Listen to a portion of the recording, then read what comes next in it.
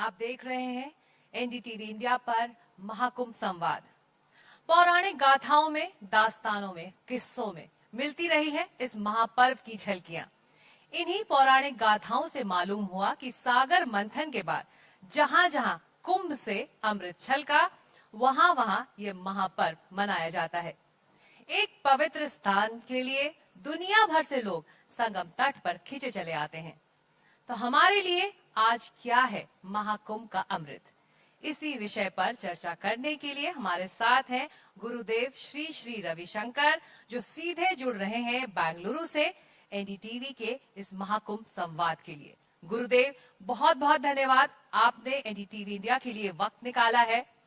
पहला सवाल तो गुरुदेव यही कि महाकुंभ का अमृत आज के परिदृश्य में क्या है? क्या यह अमृत सिर्फ धार्मिक अनुष्ठानों तक के लिए सीमित है या फिर जीवन के हर क्षेत्र से जुड़ता है महाकुंभ का दर्शन, इसकी फिलॉसफी? हरिओम।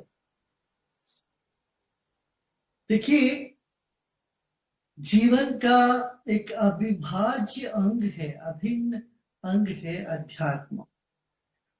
हमारी आत्म चेतना जो है ये अमरत्व को प्राप्त कराता है। तो ताकि हमारी चेतना ही अमर है, तो जीवन के हर क्षेत्र में हमें तनाव से मुक्त होना है, प्रसन्नता को जीवन में अपनाना है।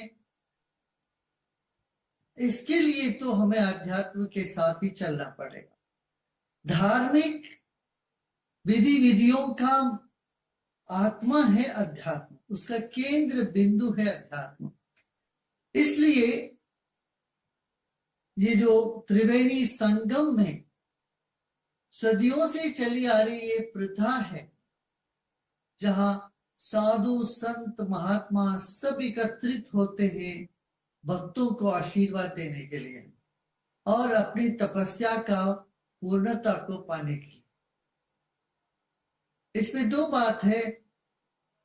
एक तो जो गृहस्थ लोग है, साधारण व्यक्ति है, वो उसके मन की क्लेश, किसी भी तरह का कर्म, भूत भविष्य आगत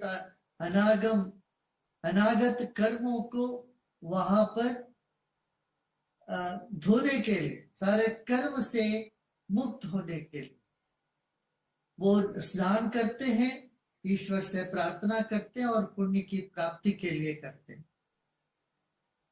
ताकि हमारी जो पद्धति है उसमें यही है, गंगा स्नान निश्चित दिनों में करने से, या वो त्रिवेणी का संगम का स्नान निश्चित दिनों में करने से हमें सिर्फ हमारे लिए नहीं, हमारे पूर्वजों तक वह पुण्य की फल जो है वो प्राप्त होने की बात है। इसलिए ये जो आस्था है, यहाँ स्नान करने से हम पीढ़ी दर पीढ़ी लोगों के जो कर्म है उसका जो बुरे कर्म है उसके नाश होते हैं और सद्गति प्राप्त करने की एक आकांक्षा रखते हैं।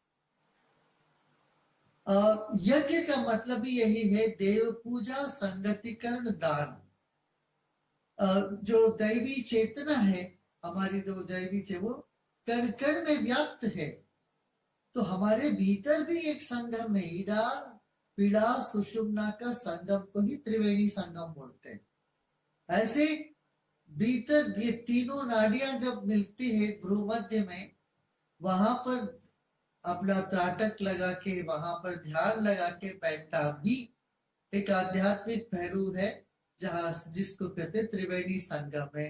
वो ज्ञान की अभिव्यक्ति जीवन में इस तरह से होती, आज्ञा चक्र से ज्ञान की प्रकाश, ज्ञान का उद्गम होता है। तो ज्ञान से नहा ले, ज्ञान गंगा में। और ये भौतिक गंगा में नहाना इतना पर्याप्त नहीं है, तो ज्ञान गंगा में नहाना। इसीलिए जगह जगह ज्ञान की कुंभ, माने जो सत्संग है, साधना है, ये सब चला आ रहा। गुरुदेव, इस ऐसे में एक बड़ा सवाल भी यही है कि महाकुंभ से जो भी जुड़ा है, आम हो या खास हो, उसकी एक निजी यात्रा रही है जो इस बड़ी यात्रा का हिस्सा है, जो सदियों पुरानी इस परंपरा को जीवंत रखे हुए है। तो महाकुंभ का रेलेवेंस जो है, इसकी जो प्रासंगिकता है, वो आज के दौर में भी कैसे बनी हुई है, या मौजूद शायद हर कोई यही जानना चाहता है। देखिए, ये जो प्रथाएं हैं, ये सार्वभौमिक है और सार्वकालिक है। ये नहीं कह सकते गंगा स्नान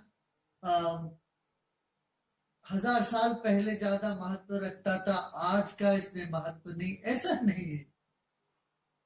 भारत की जो परंपरा में अक्षुण्य जो ये पद्धतियां चली आ रही है, ये सब समय सापेक्ष नहीं है, वो सार्वकालिक है। मतलब आज भी इसकी जितनी भी प्रामुख्यता है, और आने वाले और 1000 साल के 10,000 साल तक भी इसकी प्रामुख्यता बनी रहेगी, क्योंकि हम जो है बड़े वैज्ञानिक लोग रहे, हमारे पुरातन लोग हैं। ये जिसको कहते हैं ना मैक्रोकॉज्म और माइक्रोकॉज्म का संबंध, माने सूक्ष्म जगत, विराट जगत, स्थूल जगत, इन सब का समावेश होता है, सबका जो संबंध है, इसको दर्शाता है कुंभ। इसलिए 144 साल बाद आने वाले कुंभ के लिए लोगों में बहुत बड़ी श्रद्धा है, वहां आके स्नान करने का बहुत एक तरस है। ये अपना बहुत बड़ा भाग्य मानते हैं। और जैसा भाव वैसा भाव, जैसे मानते हैं वैसे उसका फल मिलता है। जी, गुरुदेव, यहाँ पर हमारे यहाँ इस हॉल में बहुत सारे युवा मेहमान हैं, हमारे दर्शक भी हैं जो इस वक्त आपको सुन रहे हैं अपने अपने घरों से। तो महाकुंभ में आत्म शांति और आंतरिक खोज के अवसर कैसे ये सभी ढूंढे? हाँ, जैसे शीतल गंगा में डुबकी लगाने के बाद वापस भागना नहीं, वहां पर बैठ के किसी भी, वहां पंडाल है जहां पर भी बैठ के आंख बंद करके जरा सा चिंतन करें। हमारा शरीर देखो ये नश्वर है, एक क्षणिक है, कभी ना कभी ये शरीर भस्म हो जाता। ये भस्म लगाने का अर्थ भी यही है, उसका गूढ़ार्थ यही है। हम भस्म लगाते तो ये चर्म, ये चमड़ा जो है, ये चर्म जो है, ये ऐसे भस्म हो जाने वाला है कुछ समय के बाद। इसलिए शरीर समय सापेक्ष है, शरीर समय से बंधा हुआ है, मगर हमारी चेतना जो है, हमारा जो आत्म चेतना है, वो अविनाशी है। विचार आते हैं चले जाते हैं, भावनाएं उठती है जाती है, संबंध बनते हैं बिगड़ जाते हैं, बिगड़ा हुआ संबंध फिर बनने लगते। इन सब के पार जो मैं हूं वो अमृत प्राय हूं, वो अविनाशी हूं। इस तरह से अपनी जो अविनाशी चेतना पर दृष्टि डाले, यही कुंभ का सार्थकता होगी। जी, अब इसी से जुड़ा गुरुदेव मेरा अगला सवाल भी है कि महाकुंभ का अनुभव कैसे सभी को आज की जो आधुनिक जीवन शैली है, जिसमें तनाव है, स्ट्रेस है, उनको मानसिक और भावनात्मक रूप से कैसे बैलेंस कर सकता है, संतुलित बना सकता है? ध्यान करने से, ध्यान करिए, और सामूहिक ध्यान, जहां ऐसे करोड़ों लोग बैठ के ध्यान करते हैं, उसकी जो तरंग है, एनर्जी है, वो अलग होता है, उससे शीघ्र फल मिलता है, जो चाहते हैं वो होने लगता है। इसलिए ध्यान अवश्य करें हर व्यक्ति। जी, महाकुंभ भारत की संस्कृति और परंपरा का प्रतीक है, तो आने वाली पीढ़ियों को इसे सहेज कर रखना होगा। इसके लिए आपको लगता है इस वक्त क्या प्रयास होने चाहिए गुरुदेव? बस जब श्रद्धा हमारे भीतर होती है किसी बात पर, वो बना रहता है, श्रद्धा टूटे ना।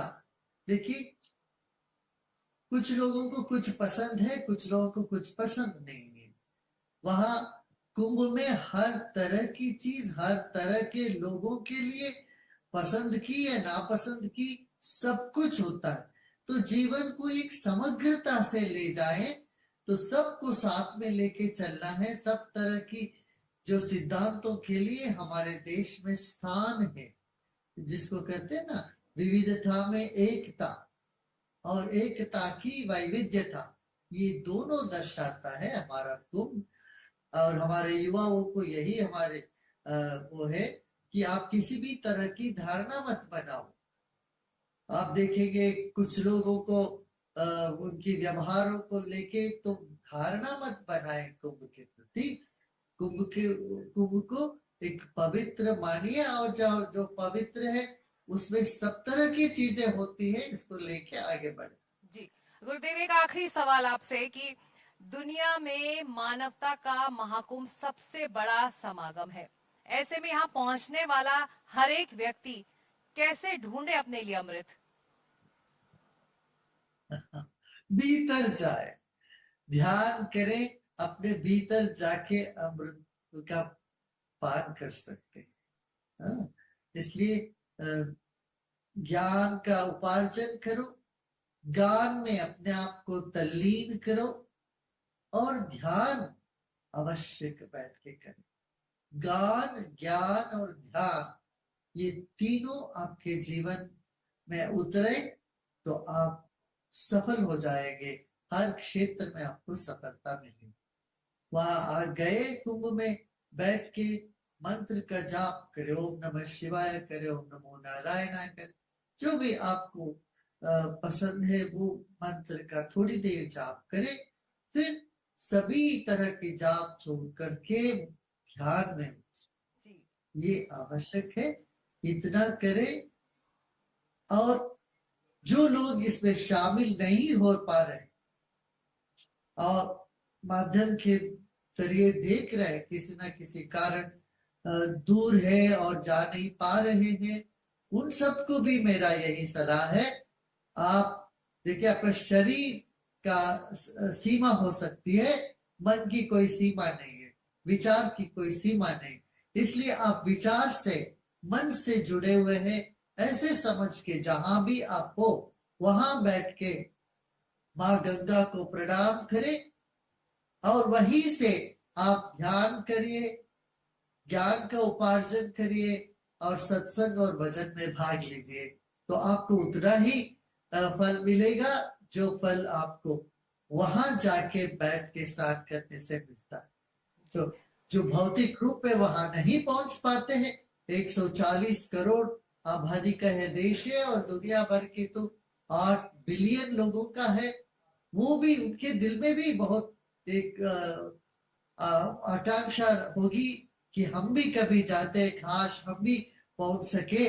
तो आप चिंता न करिए, आप बैठ के जहां भी हो, ये कुंभ के पूरे अवसर पर प्रतिनित्य आप बैठ के स्मरण करें, ध्यान करें, तो आपको उतना ही फल मिलेगा जितना आप वहां पहुंच के ले पा सकते।